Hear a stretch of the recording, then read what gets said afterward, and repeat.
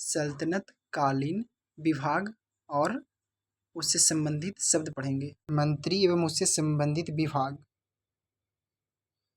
वजीर, जिसे प्रधानमंत्री कहा जाता है, ये राजस्व विभाग का प्रमुख होता था सल्तनत काल में। मुशर्रिफ ए मुमालिक, मुशर्रिफ ए मुमालिक प्रांतों एवं अन्य विभाग से प्राप्त आय एवं व्यय का लेखा जोखा रखता था। कौन रखता था? मुशर्रिफ ए मुमालिक।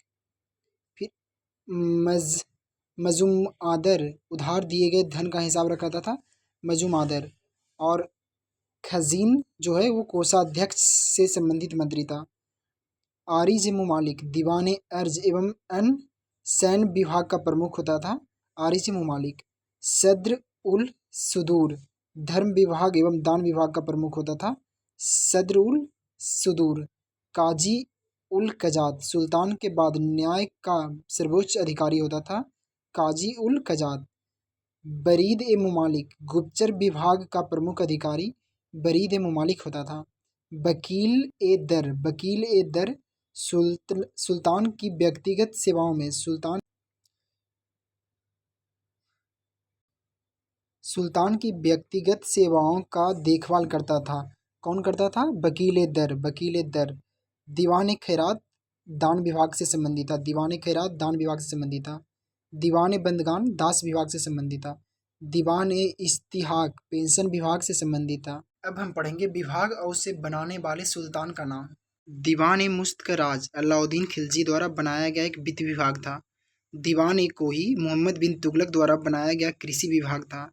दीवान ए अर्ज बलबन द्वारा बनाया गया एक सैन्य विभाग था दीवान ए अर्ज।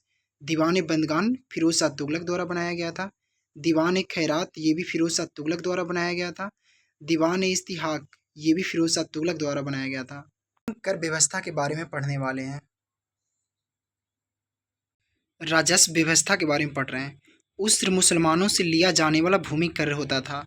खराज जो है गैर मुसलमानों से लिया जाने वाला भूमि कर होता था। जक़ात जो है मुसलमानों पर धार्मिक कर यानी संपत्ति का 40वां हिस्सा जक़ात के रूप में लिया जाता था। और जजिया कर गैर मुसलमानों पर धार्मिक कर था, जजिया कर गैर मुसलमानों पर धार्मिक कर था।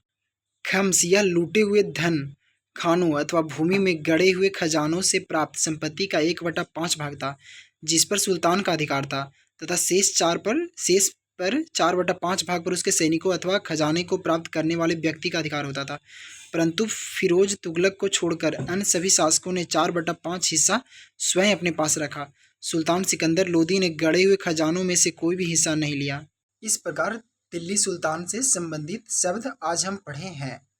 अगला